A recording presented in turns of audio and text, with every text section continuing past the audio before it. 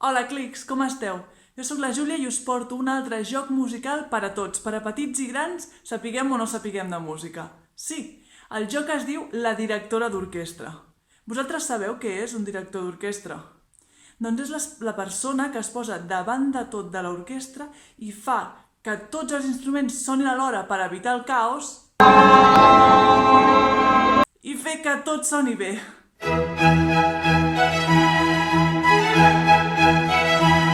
Sí, el director o la directora és l'encarregat d'indicar quan ha de començar a tocar un instrument o quan ha de fer silenci. O també és l'encarregat d'indicar quan hem de tocar molt fort o quan hem de tocar molt fluix. També és l'encarregat d'indicar si hem de tocar molt marcat i separat o si hem de tocar molt lligat i delicat. Sí, tot això és el que fa un director. Anem a veure algunes imatges.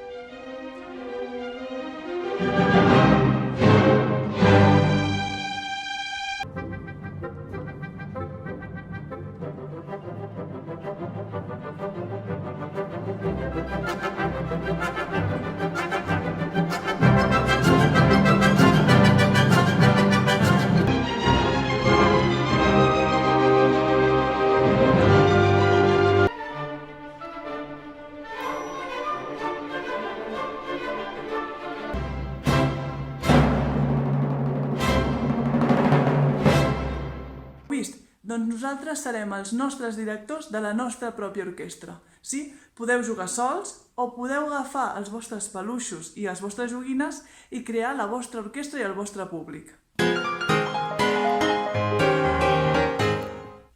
Després podeu indicar-ho amb el dit o agafar un llapis per fer-ho servir com a batuta. La batuta és el pal que a vegades fan servir els directors per indicar millor les indicacions i que es puguin veure des de molt lluny, perquè les orquestres acostumen a ser molt grans. Quan ho tingueu tot preparat, només us heu de posar en el paper i demanar als vostres pares que us posin alguna cançó. Pot ser una cançó que a vosaltres us agradi o que ja conegueu, o pot ser una cançó que no conegueu. Pot ser de música clàssica o pot ser de música moderna.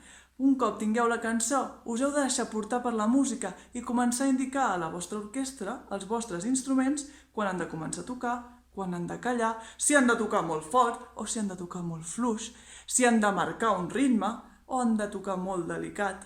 Sí, no hi ha cap indicació correcta o incorrecta, només us heu de deixar portar per la música i disfrutar. Pels qui sabeu una mica més de música i ho voleu fer una mica més difícil, podeu provar d'endevinar si la cançó té el compàs binari, és a dir, si és 2 temps per cada compàs, i l'indicaríeu tot el rato amb 1, 2, 1, 2, 1, 2. L'1 a baix, el temps fort, i el 2 a dalt, el temps dèbil. Podeu endevinar si el compàs és ternari, indicaria que té 3 temps per compàs, i l'indicaríem 1, 2, 3, 1, 2, 3. 1, temps fort a baix, 2 a fora del cos i 3 a dalt. 1, 2, 3, 1, 2, 3. O podeu intentar endevinar si el compàs és quaternari, és a dir, si té 4 temps per compàs, i l'indicaríem 1, 2, 3, qua. 1, 2, 3, qua. És a dir, 1 temps fort avall, 2 a dins del cos, 3 cap a fora i qua a dalt. 1, 2, 3, qua. 1, 2, 3,